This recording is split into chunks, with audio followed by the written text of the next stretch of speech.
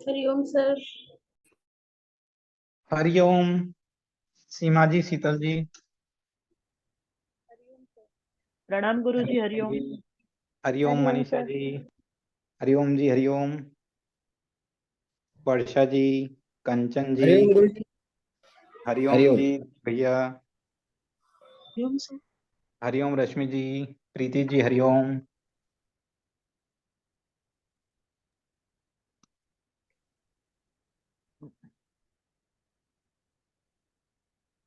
Sir बहुत बहुत बधाई आपको। जी बहुत बहुत आपको धन्यवाद। आप अब सर सबके हमको साथ से हमको मिलवा दीजिए मुख्यमंत्री जी से। आपको आपको टीवी पे रोज मिलते हैं ना। नहीं सर, टीवी पे नहीं मिलना। जी जी जी। अब सर मांग ज्यादा हो गई अब। हाँ जी। हाँ, मांग ज्यादा हो गई और ये अच्छा रहा अभी स्पीकर का बहुत आनंदमय रहा हमें तो, क्योंकि वास्तव में हमारी ध्यान क्लास के भटकाते। जो हमारी क्लास के साधक है ना, हाँ। वो तो जो ऑफलाइन क्लास के साधक हैं, हम्म। वो तो ऐसे विरले लोग हैं कि उनके साथ में वो आते थे और अपनी मेट लगाते थे और वो हाँ। आसन वगैरह करते थे वहां पर। अपने जैसे जब पूरे 30-40 साधक रहते, वो आते अपनी एक मेट उठाते पीछे से, वो साइड में लगाते और जिन साधक के आसपास करते थे, वो साधक तो बड़े खुश हो गए हैं। वीडियो है उनके पास में। एक वीडियो मेरे पास भी है क्लास का भी, इसमें पूरे साधकों के साथ में कर रहे हैं। तो अब वो मैं से डिमांड कर रहे हैं सब स्टूडेंट की, वो आप मुझे वीडियो दे दो, हम डालेंगे, पर मैं दे ही नहीं रहा हूँ किसी को।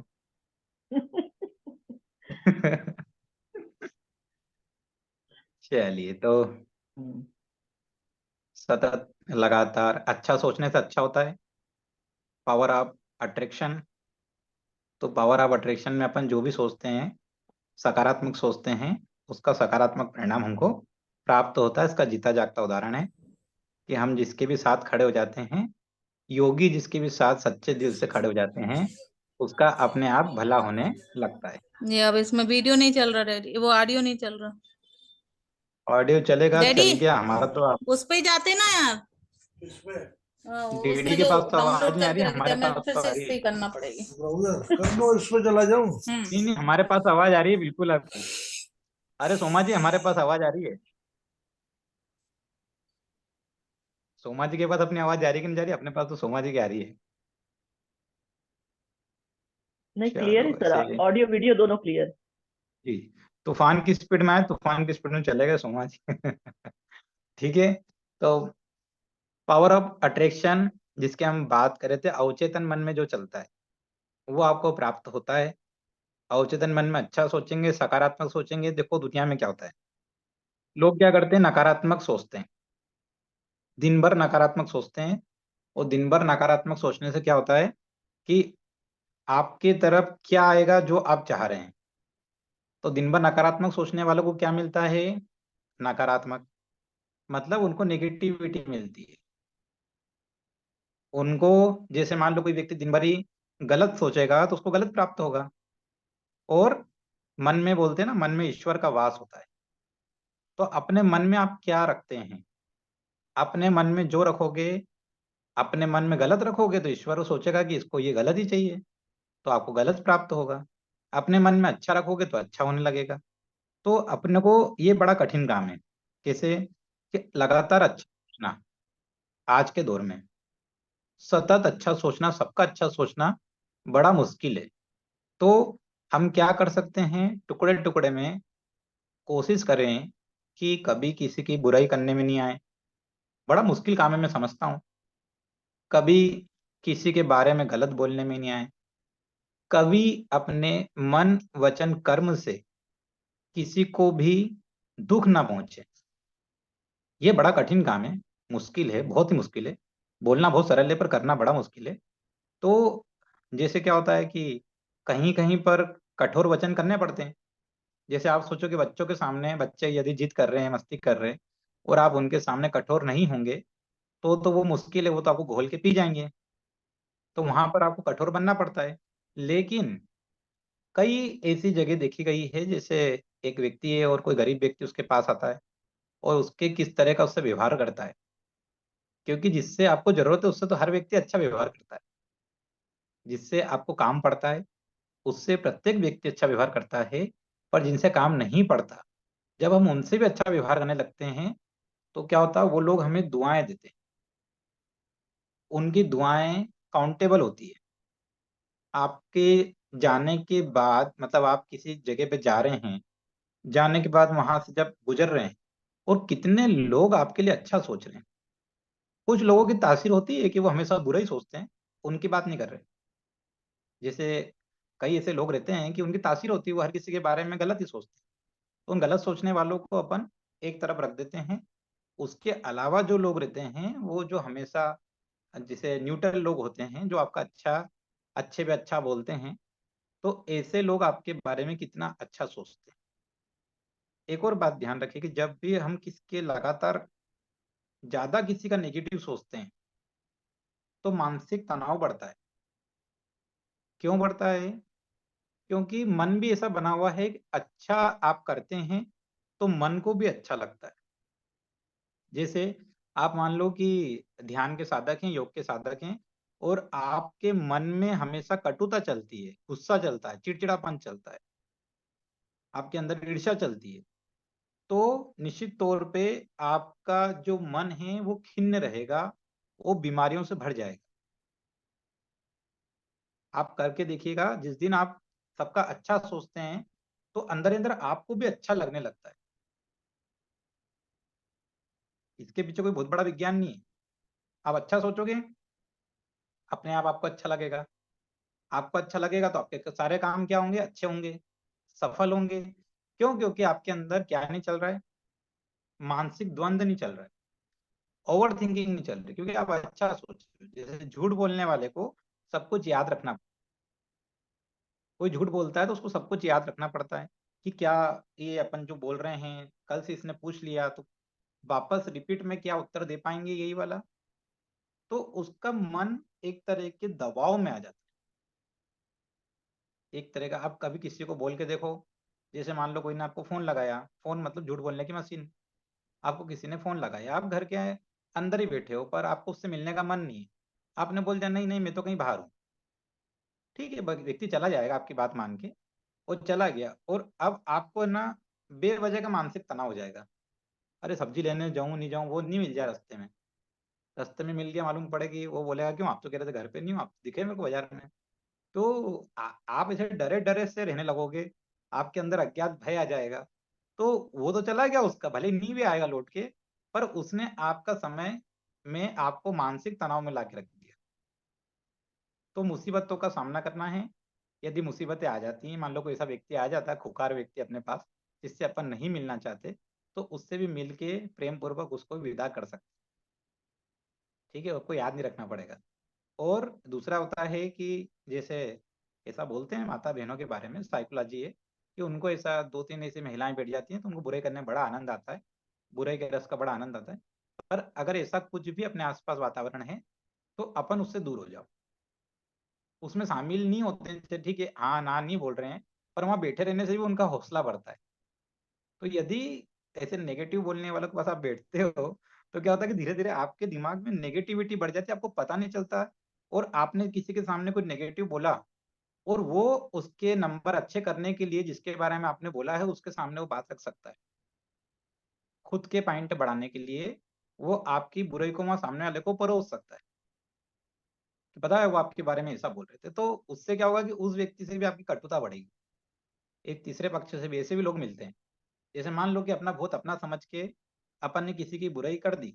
जैसे मान लो दिलीप भैया आए मेरे से मिलने, और मैंने उनके गांव के किसी व्यक्ति की बुराई इनसे कर दी।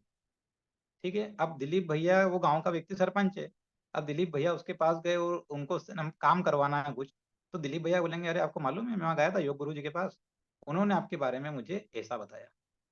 तो वो सोचेगा सरपंच क्या, अरे दिलीप भैया तो मेरे बड़े खास आदमी है, इनने मेरे को इतनी गोपनीय इन्फॉर्मेशन ला के दी, तो वो इनका काम कर देगा। तो इनका भी काम हो गया, उनका भी काम हो गया, बुरा कौन बन गया? मैं बन गया, है ना। तो इसके कारण भी मानसिक तनाव बढ़ते हैं कि जैसा, मान लो कोई व्यक्ति है तो जरूरी है उससे कुछ बात करो, जरूरी है उसको कुछ बोलो, या आपको नेगेटिव बोलने का मन हो रहा है ना तो मत बोलो। क्योंकि वो बात घूम के वातावरण में से आपके पास आएगी। ये धरती गोल गोल है, तो आपने यदि किसी को कोई बात बोली तो वो घूम के आपके पास आएगी, और मानव स्वभाव ऐसे बोलने में आ जाता है।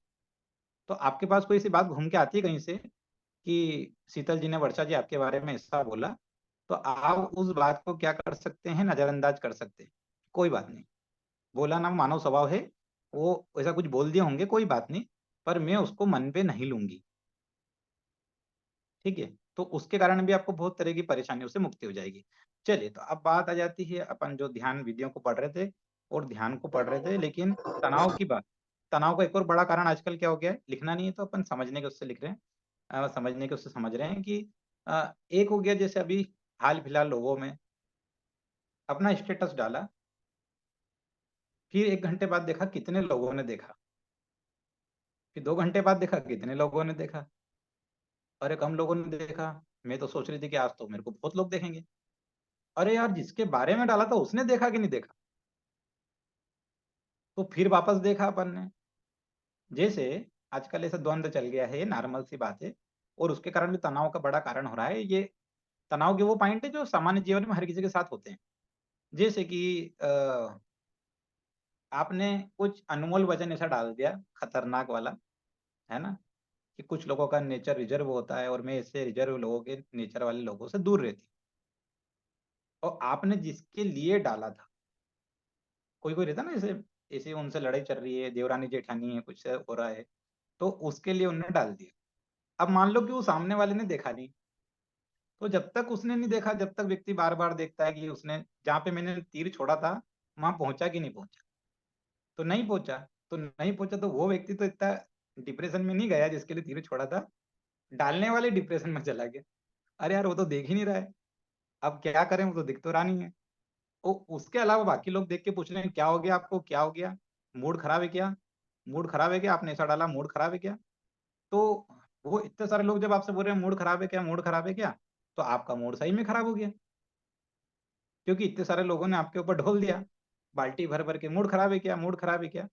जैसे एक व्यक्ति है बैठा हुआ है और अपन उससे बोल रहे क्यों आप दुखी हो गया, उसने एक बार बोला नहीं मैं दुखी नहीं हूँ, फिर दूसरी बार अपन ने बोला क्यों आप दुखी हो गया, उसने बोला नहीं मैं दुखी नहीं हूँ, तीसरी बार बोला, चौथी बार, अगर उससे 10 बार बोला जाएगा तो क्या करेगा, वो गुस्सा बोला हाँ यार भाई दुखी हूँ मैं, तो जा बोलेगा ना।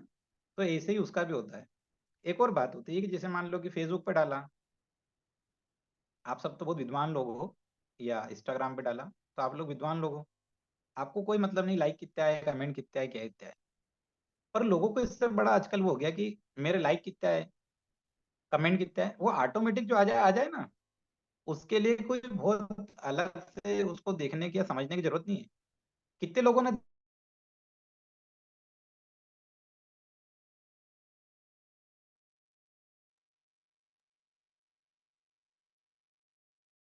आवाज नहीं आ रही।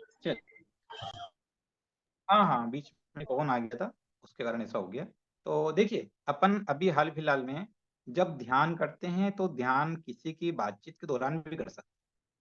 कैसे, मान लो कि हम वर्षा जी के सामने बैठे हैं और वर्षा जी से कुछ नेगेटिव विषय में बात करें जो वर्षा जी सुनना नहीं चाहते, तो क्या कर सकते हैं अपन, सामने वाले से बात करते करते अपने ध्यान को कहीं और लगा सकते हैं। उसकी नजर में अपन उसके सामने बैठे हुए हैं, बट अपना ध्यान उसकी बातों पे नहीं है। ऐसा भी सामान्य जीवन में आप करके देख सकते हैं, वो भी आपके लिए फायदेमंद होगा। अब अपन जब सुबह उठते हैं, इस बात को समझना और इसको प्रैक्टिकल करना है सभी को। रात में सोने के पूर्व और जागने के पूर्व के समय में क्या करना है। जब हम जागते हैं सुबह, तो हमारा अनकॉन्शियस माइंड जो है ना, वो और कॉन्शियस माइंड के बीच का टाइम होता है। जब आप जाग रहे हैं तो कॉन्शियस माइंड होता है अवचेतन मन और चेतन मन के बीच का टाइम। सुबह सुबह जागे, जागे, अब आपने जाग के एकदम से बिस्तर नहीं छोड़ते हो, एकदम से भागने नहीं लगते हो, और एकदम से कुछ ऐसा नहीं करते हो, तो 2-3 मिनट का टाइम रहता है। वहां पर जिस भी इष्ट देव में आपकी आस्था हो उनका ध्यान करिए, 2-3 मिनट का ध्यान, फिर 3 बार ओम का उच्चारण करिए, फिर दिन की शुरुआत करिए। रात में सर सोने के पहले 13 बार। सर एक हेलो। जी जी। जी सर, एक्चुअली मुझे मतलब वैसे तो इष्ट देव सबके सभी होते हैं, बट कैसे एक्चुअली हिंदू में जो इतने भगवान हैं तो हम सभी को मानते हैं, तो मैं सच में कंफ्यूज हो जाती हूँ, ज्यादा किसको और कम किसको। तो सर देखो इसका देखो, कंफ्यूजन। एक अच्छा प्रश्न है, बहुत ही बढ़िया प्रश्न है आपका। और इसको आप समझिए, ये बहुत गहरा प्रश्न है, इसको समझिए। देखिए, सबसे पहले कि इतने सारे देवी देवता हैं और उनमें से हम किसका ध्यान करें, वो सभी हमारे इष्ट हैं। तो ऐसे कंफ्यूजन में, उसको कंफ्यूजन में नहीं ले रहे हैं।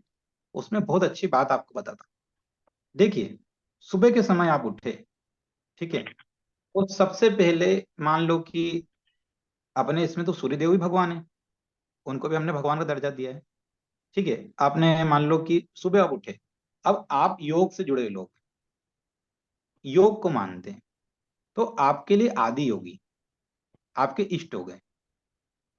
जब आदि योगी मतलब शिव जी, शिव जी आपके इष्ट हो गए। लेकिन अकेले शिव जी आपके इष्ट हो गए ऐसा नहीं होता ना। देखो, उसमें पीछे बहुत सारा विज्ञान है, देवताओं के पीछे बहुत बड़ा विज्ञान है। आप योगी हैं तो आपको यम नियम का पालन करना है, आपको ब्रह्मचर्य का पालन करना है। ब्रह्मचर्य का पालन करना है तो उसके लिए आप हनुमान जी की स्तुति करेंगे उस टाइम पे। तो क्या होता है कि जैसे जब हम बल की बात करते हैं, हमारे हर कार्य के अलग देवता है। जैसे हम जब बल की बात करते हैं, बल मतलब कि जब हमको आसन करने में बल चाहिए या अखाड़े में लोगों को बल चाहिए, तो वहां पर हनुमान जी विराजित होते हैं। ठीक है। और जब हम मर्यादाओं की बात करते हैं, ऐसे मर्यादाओं की बात करते हैं, तो हम राम जी का ध्यान करते हैं। ठीक है। उसके बाद में क्या हो रहा है कि शक्ति स्वरूपा, मातृ शक्ति, जैसे माता जी का ध्यान करते हैं, है ना। और जैसे उस दिन अपन ने क्या पढ़ा था, विज्ञान भैरवी तंत्र पढ़ा था, उसके अंदर भी अपना था देवी का ध्यान करना। तो मान लो कि आपको लगता है कि आज का दिन अपना जो शुरुआत हुई है उसके अंदर बहुत नेगेटिव थॉट आ रहे हैं और हमको शक्ति चाहिए, तो माँ दुर्गा का ध्यान करेंगे। आप सामान्य उठे हैं तो शिव जी का ध्यान करेंगे। आपको ऐसा लग रहा है कि बहुत ज्यादा मेरे अंदर बहुत उल्टे सीधे विचार आ रहे हैं, भूत प्रेत के विचार आ रहे हैं, ऐसे विचार बार बार आ रहे हैं जो जीवन में सत्य नहीं है, तो आप उसके लिए हनुमान जी का ध्यान। हमारे धर्म में अलग, सनातन धर्म जो परंपरा है उसमें अलग अलग विषय के अलग अलग विशेषज्ञ होते हैं। जैसे एक डॉक्टर होता है ना, बच्चों का विशेषज्ञ होता है, तो उसके लिए उसके पास जाते हैं बच्चों को लेके, उसके पास दादाजी को लेके नहीं जाते, क्योंकि वो बच्चों का डॉक्टर है। एक एक डॉक्टर है जो दिमाग का डॉक्टर है, उसके पास दिमाग की समस्याओं के लिए जाते हैं। एक डॉक्टर है गले का डॉक्टर है, उसके पास गले की समस्या के लिए जाते हैं। एक डॉक्टर है पेट का, उसके पास पेट की समस्या के लिए जाते हैं। एक स्त्री रोग विशेषज्ञ डॉक्टर है, उसके पास स्त्रियों के लिए जाना पड़ता है, उसके पास मैं उठ के नहीं चला जाऊंगा, क्योंकि सबका सेक्टर बटा हुआ है। तो एक व्यक्ति है जिसको, आपको जैसी परेशानी है उस तरह के देवी देवताओं को आपको ध्यान करना है। अब आगे कंफ्यूजन दूर हो गया। यस सर, जैसे, मीन्स जो मुझे ध्यान में आया उनका ध्यान, मतलब जो भी हाँ, भगवान के ध्यान आए। जैसे आपने मान लो, ऐसा भी हो सकता है कि मान लो कि आप ध्यान करने बैठे शिव जी का, आपको दिख रहे गणेश जी, है ना। ऐसा भी हो सकता है कि आप गणेश जी का भी ध्यान कर रहे हो, शिव जी का ध्यान कर रहे हैं ना, आपको एकदम कार्तिक मेला दिखने लग गया, है ना, आपको जलेबी दिखने लगे, गराड़ू दिखने लगे, तो कोई बात नहीं ना। अरे होता है। अपन, ऐसा भाई कोई भी स्थिर मन का व्यक्ति नहीं है कि एकदम अपन बिल्कुल बैठे और एकदम से भगवान का ध्यान करने लग गए और साक्षात भगवान ही नजर आने लग गए। इतने बड़े योगी अभी आप लोग नहीं हो, इतने बड़े ध्यान साधक नहीं हो। तो आप बैठे ध्यान करने और आपको आपको बच्चे के स्कूल का बैग याद आ गया, और उसकी कॉपी रखी कि नहीं रखी, अरे अपने, अरे पानी तो नहीं रखा गैस पे, अरे बंद करा कि नहीं करा, अरे गैस बंद करी कि नहीं करी, और ऐसा कुछ ध्यान आ गया और आप एकदम उससे निकल के भागे और उठे और दौड़ने लग गए, तो वो अनकॉन्शियस माइंड पे दुष्प्रभाव पड़ेगा। ऐसा कुछ आए भी तो भी आपको ऐसे रफ करके आराम से रिलैक्स होके फिर वहां देखने जाना है। होता, कई बार ऐसा होता है, प्रैक्टिकल है। अब मान लो कि आपको, जैसे आपने क्या करा, सुबह के टाइम पे आपने ध्यान करने बैठे और आपने बोला मेरा ध्यान नहीं लग रहा, तो इसका मतलब है सबसे अच्छा ध्यान लगेगा जब जो काम को करने का मन नहीं होता, जब उसमें मन लगाया जाता है तो ध्यान बहुत अच्छा लगता है। एक और बात, बहुत गहरी और बहुत तत्व की बात, बहुत प्रैक्टिकल बात बहुत कम लोगों को मालूम है। सबसे अच्छा ध्यान लगता है जब इच्छाएं जागृत होती है। कुछ इच्छाएं मैंने पूर्व में बताया था, कुछ इच्छाएं हैं, यदि उन इच्छाओं को रोक के उस टाइम पे ध्यान किया जाता है। जैसे अभी मान लो शीतल जी का मन हो रहा है जलेबी खाने का, और जलेबी एकदम उनके ध्यान में ही, और उन्होंने जलेबी एक तरफ रख के, मतलब जलेबी मंगाई भी नहीं, जलेबी के लिए जिद भी नहीं की, और आंखें बंद कर ली, और उस टाइम पे बोला मैं पहले ध्यान लगा लेती हूँ, फिर जलेबी खाऊंगी, तो जलेबी से ही मोह हट जाएगा और ध्यान अच्छा लग जाएगा। चलो अब बात आती है विज्ञान भैरव तंत्र के। अपन ने कुछ ध्यान विधियों के बारे में उस दिन पढ़ा था, और कुछ लोगों का छूट गया होगा। कोशिश है कि उनको वीडियो प्राप्त हो जाए जल्दी, है ना, और लगातार आप तक वीडियो पहुंचाने की कोशिश रहती है। तो हमने अभी एक और आपके लिए अच्छी बात है कि इसकी हमारी किताब आ जाएगी। किताब में आपको इस पहले सब्जेक्ट से रिलेटेड बहुत कुछ मिल जाएगा, उसके बाद आपको इस पहले सब्जेक्ट की टेंशन नहीं रहेगी। फिर दूसरे सब्जेक्ट की भी किताब कुछ ही दिन में आ जाएगी, तो उसमें भी आपको, अब एक किताब बड़ी है चूंकि पहला सब्जेक्ट बड़ा है, उसके बाद में फिर धीरे धीरे किताबें आपकी छोटी हो जाएंगी साइज में, और वो आपको बहुत सस्ती पड़ेंगी और आपके लिए बहुत फायदेमंद होगी। कम शब्दों में लिखी रहेंगी लेकिन बहुत गहराई तक उसका आपको पढ़ने में सिलेबस का पूरा मिल जाएगा। नशा मुक्ति के बारे में भी हम लोग पढ़ चुके हैं, और अभी हम विज्ञान भैरव तंत्र की जो 112 विधियां हैं उनके बारे में अब शॉर्ट में, इन शॉर्ट, उस दिन हमने जो पढ़ा था बहुत सारी विधियों को पढ़ा था, लेकिन संवेदना विधि, आज संवेदना विधि तक हो। हाँ संवेदना विधि तक गए थे। संवेदना विधि, हाँ। अब एक एक लाइन की विधियां हैं, ठीक है।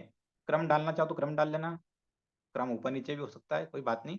आप तो विधियों से चलना, उसकी संख्या से मत चलना, है ना। तो सबसे पहले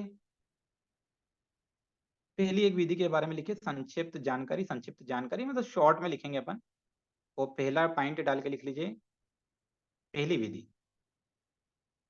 पूरा विधि भी नहीं लिखें तो केवल पॉइंट 1 कर देंगे तो भी काम बन जाएगा। सर पहली विधि तो हमने ऐसे लिखा ना, 5वीं विधि तक लिखा है अभी वो छोड़ो, वो छोड़ो, अभी वो ओके ऊपर का हेडिंग हो गया, वो हेडिंग के साथ की प्रमुख विधियां हो गई।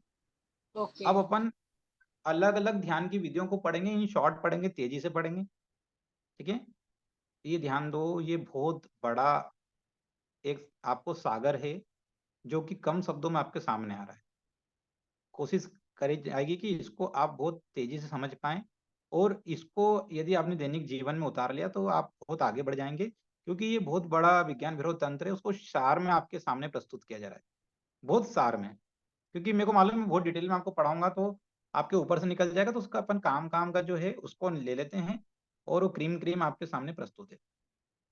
पहला लिखना, दीप्तमान यह अनुभव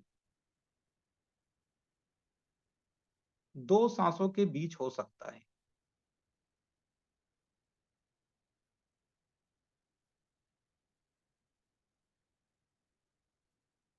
दीप्तमान यह अनुभव 2 सांसों के बीच हो सकता है।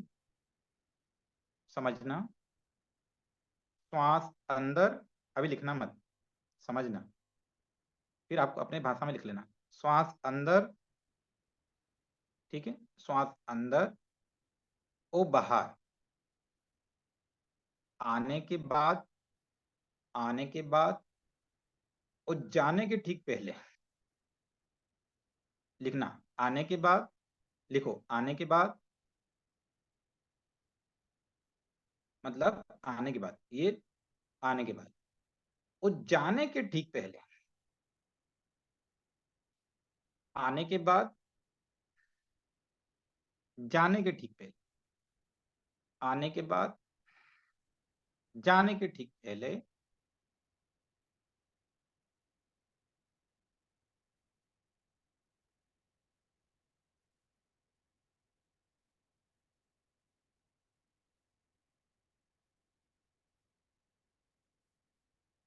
के स्थान पर ध्यान लगाना।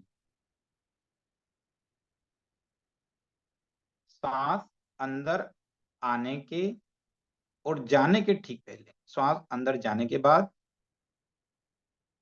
और जाने से ठीक पहले वाले स्थान पर ध्यान लगाना। सर ये आपने अनुलोम विलोम के समय भी करवाया। हाँ वेरी गुड, वेरी गुड। बहुत आप लोग ध्यान रखते हैं, ध्यान के साधकों की पहचान होती है जैसे ही पुराना कोई उनके सामने आता है उनको तुरंत ध्यान आ जाना चाहिए। तो सभी को ध्यान आ गया होगा कि हम इसको करा चुके हैं। इसको उपकार विधि भी बोलते हैं। ऐसा ही हर विधि का नाम नहीं मिलेगा, पर कुछ विधियों के नाम मिल जाएंगे, ठीक है। इसको उपकार भी बोलते हैं, उपकार विधि भी बोलते हैं। और अब ये दोनों के बीच का स्थान हो गया, ये बहुत पवित्र स्थान होता है। श्वास में कुछ विषैले तत्व जा सकते हैं या प्रदूषण वाली वायु भी जा सकती है, लेकिन जो स्थान है बीच का, जहाँ पे लिया और छोड़े के बीच का स्थान है, वो पवित्र स्थान है। वहां तक कुछ भी ऐसा नहीं जा सकता जो अपवित्र हो। उस स्थान का ध्यान करना, ये श्वास लेते लेते छोड़ते वक्त भी आप आराम से कर सकते हैं। उस बीच के स्थान का ध्यान करना।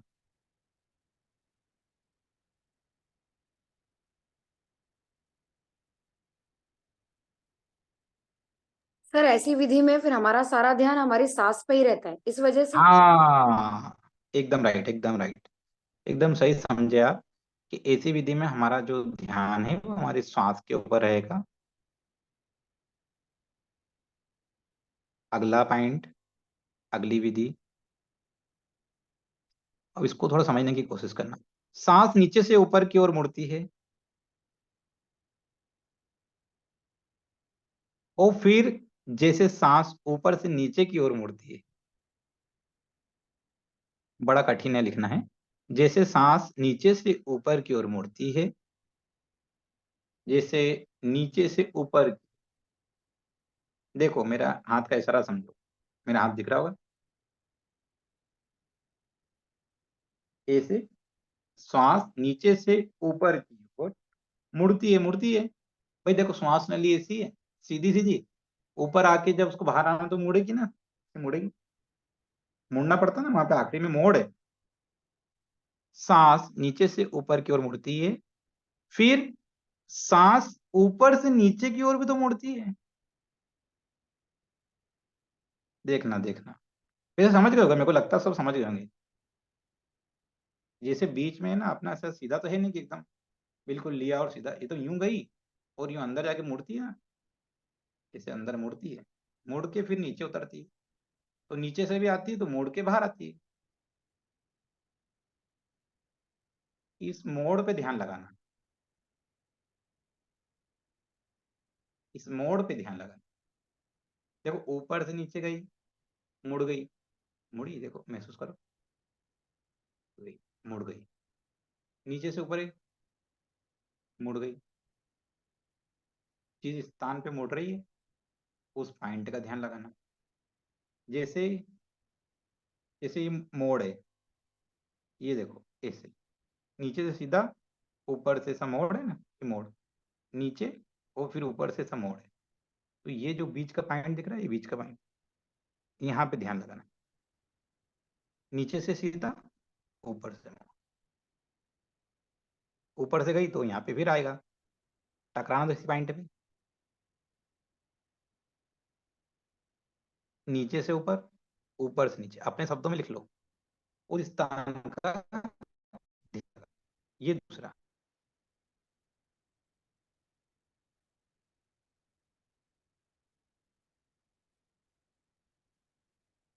तीसरा, जब भी श्वास प्रश्वास। सर ये दूसरा था क्या? हाँ ये दूसरा था। ओके, पर दोनों में ऑलमोस्ट सेम ही है, बीच के स्थान। नहीं नहीं, एक में अंतर है, एक में मोड़ है, एक में बिना मोड़ है। हाँ मतलब एक में वर्डिंग मोड है, बट लेना और आना दोनों के बीच की छोड़ना है। थोड़ा। एक में देखो, नहीं नहीं देखो, अच्छा प्रश्न है, कई लोगों के दिमाग में आया होगा।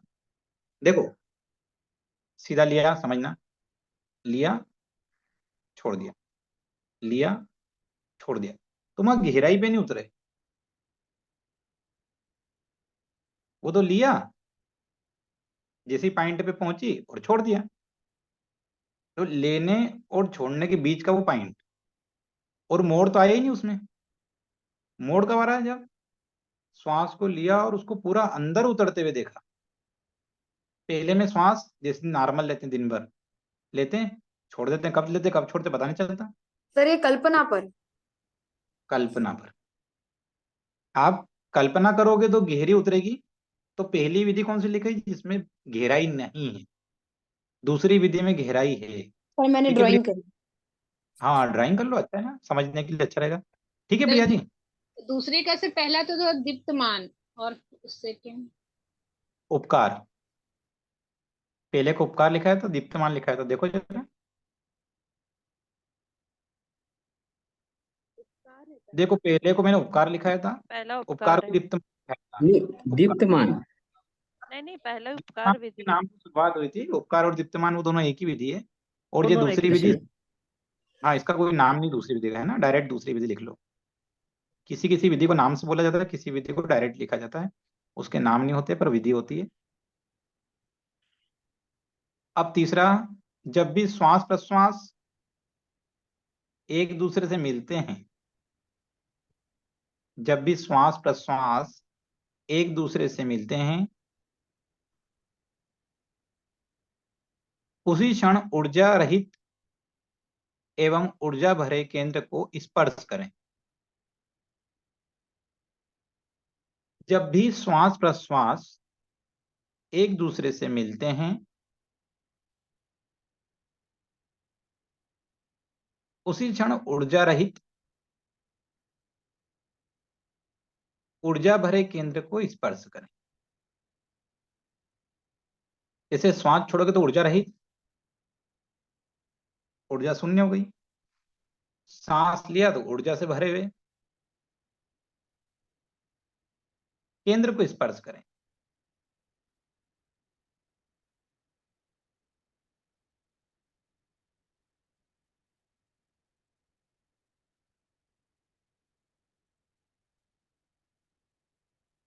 चलिए नेक्स्ट।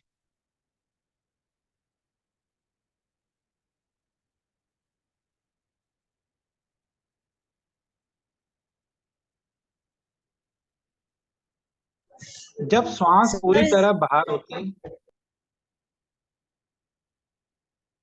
क्या हुआ? सर जो इसके पहले लिखा है इसमें ऊर्जा रहित मतलब जहाँ सांस नहीं है।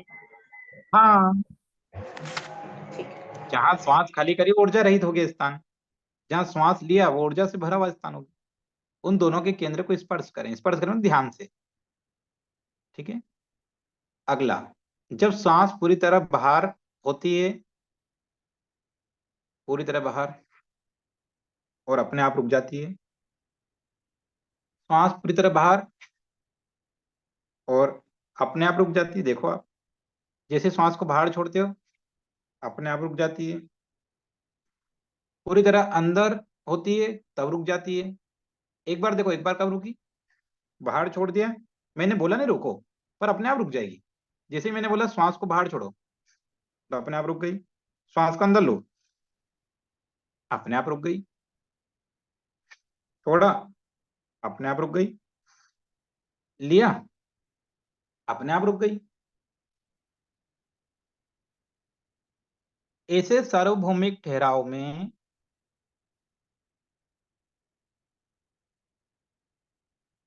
व्यक्ति का स्व गायब हो जाता है।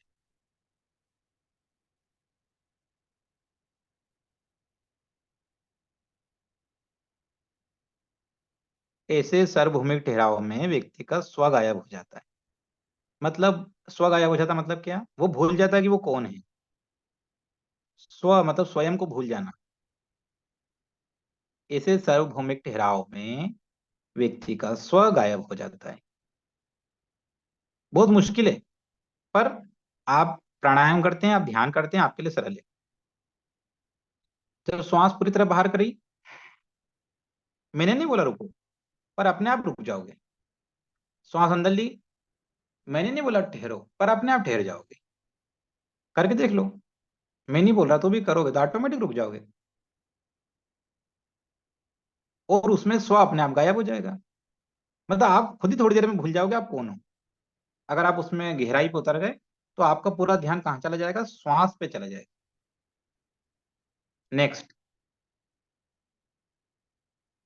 बाहों के बीच में ध्यान। सर बाहों, जी।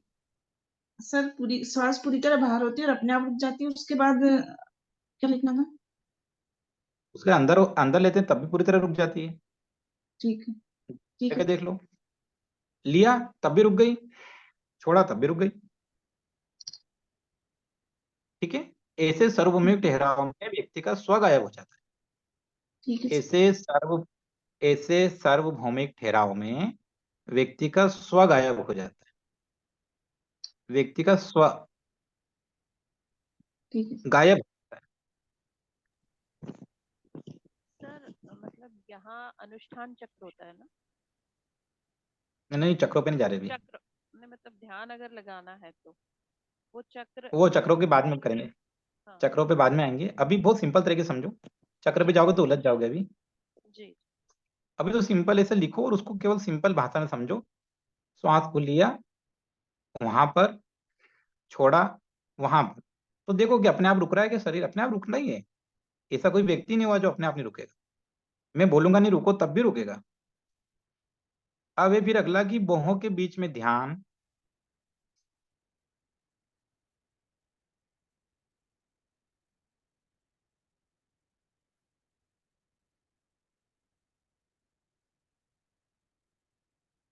अब इसको थोड़ा लगातार लिख लेना है ना, थोड़ा सा फिर समझाता हूँ बाद में।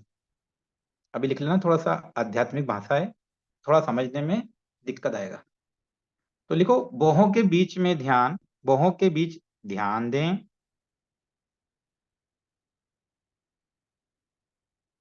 बाहों के बीच ध्यान दें। मन को विचार से पहले रहने दें।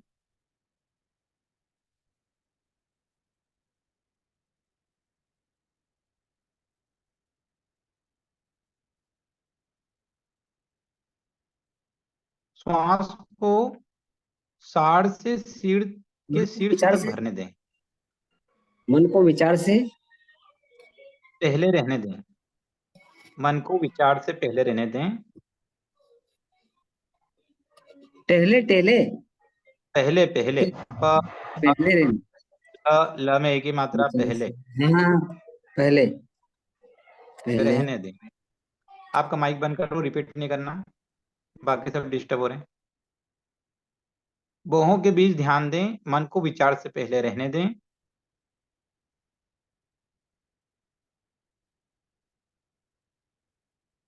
श्वास साड़ से सिर के शीर्ष तक भरने दें। श्वास साड़ से सिर के शीर्ष तक, सार से सिर के शीर्ष तक भरने दें।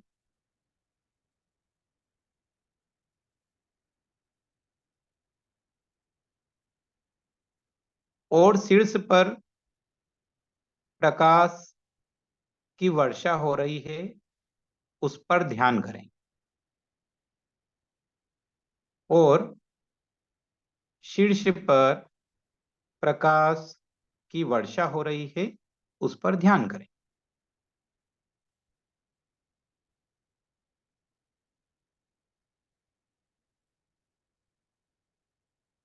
श्वास सर से सिर के शीर्ष तक भरने दें।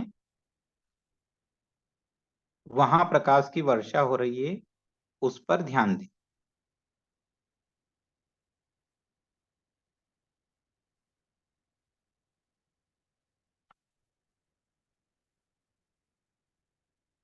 बाहों के बीच ध्यान दें। बाहें, इसको बाहें बोलते हैं। के बीच मतलब आज्ञा चक्र, यहाँ ध्यान दें। मन को विचार के से पहले रहने दें। जैसा मन विचार के पहले, जैसे विचार आता है उसके पहले मन शांत रहता है, तो ऐसा विचार के पहले मन को रहने दें। मतलब विचार को रोकना। विचार आया उसके पहले मन रुका हुआ था, तो मन को विचार से पहले रहने दें। अब इसी टाइम पे क्या करो, श्वास सार मतलब आधार, श्वास का जो अंतिम पॉइंट है वहां से सिर के शीर्ष तक भरने दें श्वास को। मतलब क्या करा, गहरी श्वास ली। जैसे ही गहरी श्वास ली तो शीर्ष पर प्रकाश की बरसात हो रही है, चारों तरफ से प्रकाश की बारिश हो रही है, उस पर ध्यान दें। शायद समझ में आ गया होगा। फिर से समझा दूं क्या, नहीं आया तो बताओ, पूछो।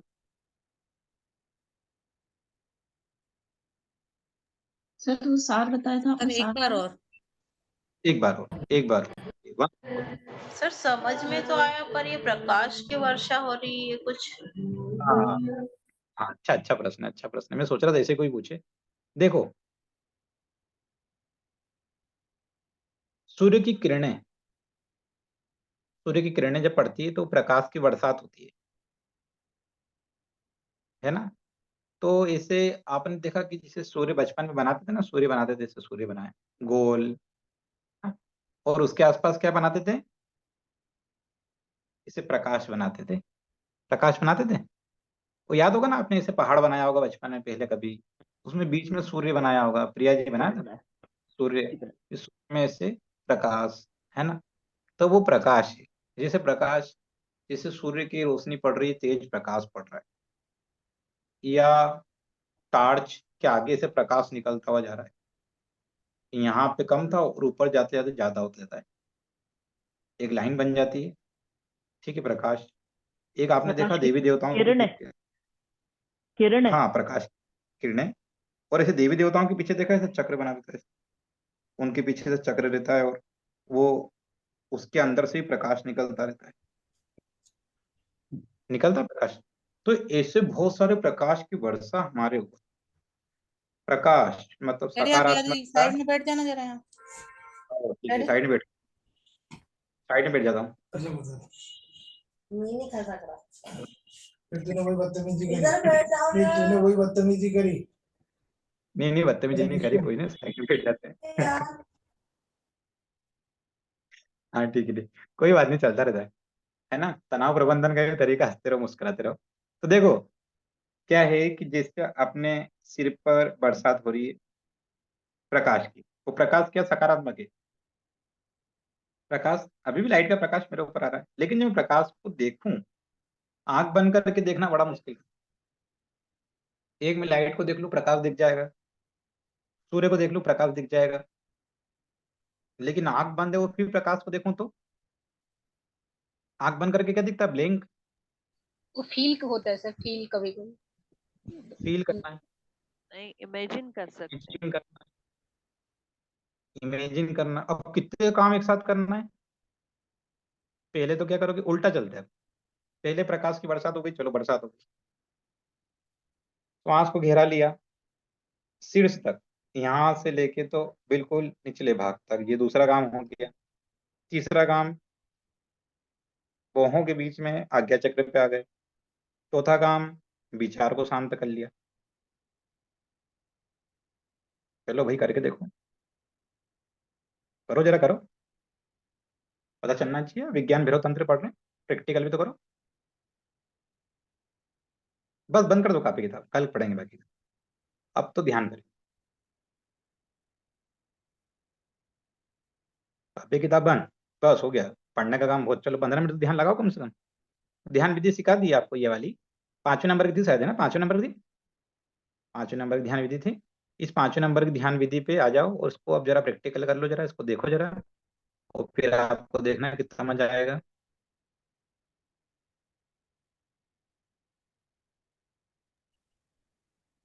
सर एक बार और थोड़ा सा प्रकाश, क्लियर करेंगे। अरे वापस क्लियर कर देते हैं, ठीक है। देखिए, फिर चलते हैं, आगे से चलते हैं, ठीक है, उसको समझ लो, फिर इसको कर लेना। बाहों के बीच में ध्यान, ये तो समझ में आ गया। आज्ञा चक्र पे ध्यान, मन को विचार से पहले, मतलब मन विचार के पहले शांत रहता है तो शांत कर लिया, मन शांत कर लिया, विचार शून्य करे, बंद आंखों से बीच वाले स्थान को देखा, आज्ञा चक्र वाले स्थान को देखा, वेरी गुड। फिर जैसे ये हुआ तो उसके बाद श्वास को क्या करा, सिर से, शीर्ष तक, सिर के शीर्ष से पूरा के पूरा सार तक, मतलब आधार तक श्वास को भर लिया, मतलब पूरी सांस ले ली, गहरी सांस ले ली, ये गहरी सांस ले ली। अब उसके बाद प्रकाश की बारिश हो रही है, उस बारिश को लगातार देखा, फिर वापस से नॉर्मल हो गए, क्योंकि सांस ज्यादा देर तक रोक नहीं पाओगे ना, होल्ड नहीं कर पाओगे, जितनी देर तक होल्ड कर पाओगे उतनी देर तक रोक पाओगे। फिर वापस से शुरुआत करेंगे, आंखें बंदी है, फिर आज्ञा चक्र के बीच में देखा, फिर विचार को शांत किया, फिर सांस को लिया, फिर बारिश हो रही है, बारिश हो रही है, कब तक हो रही है, जब तक श्वास लेके रोक सकते हैं। अरे वाह, धड़कन सुनाई दे रही है। जब रोका है, जब पल्स सुनाई दे रही है।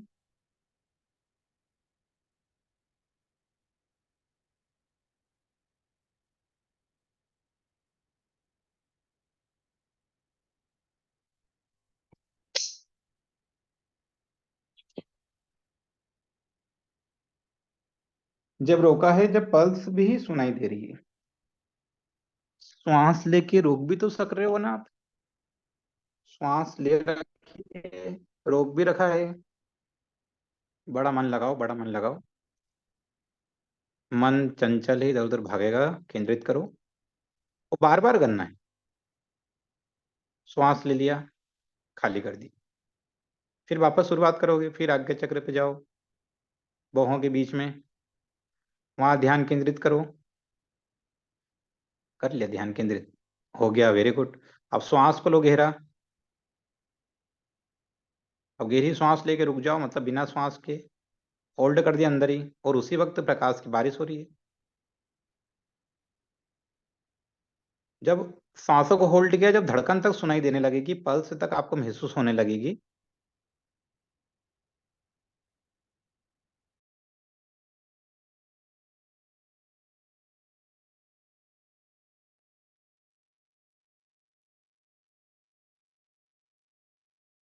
ध्यान। बार बार इस काम को करना पड़ेगा, क्योंकि श्वास बहुत देर रोक नहीं सकते ना। थोड़ी देर रोक पाओगे, फिर वापस से शुरुआत करोगे, फिर चारों स्टेप फिर वापस से करोगे। तो इसलिए ये आरंभिक दौर में सभी इसको आराम से कर लेते हैं।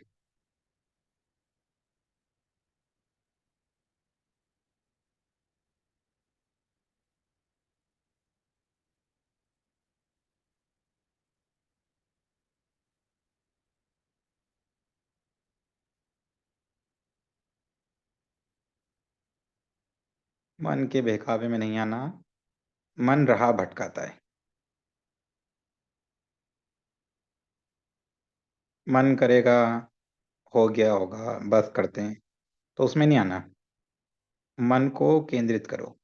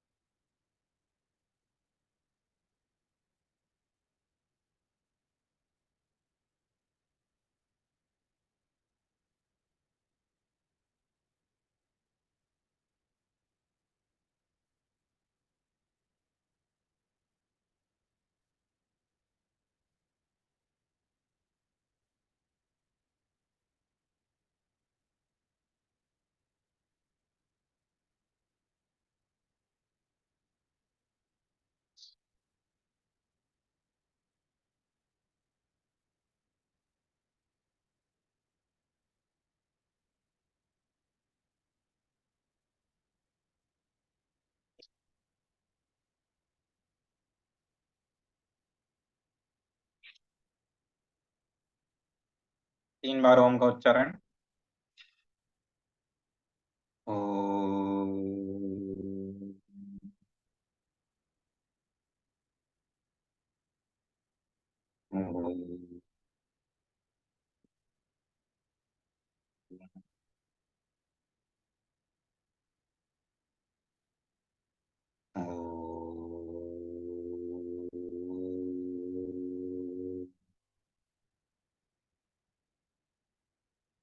ओम शांति शांति शांति।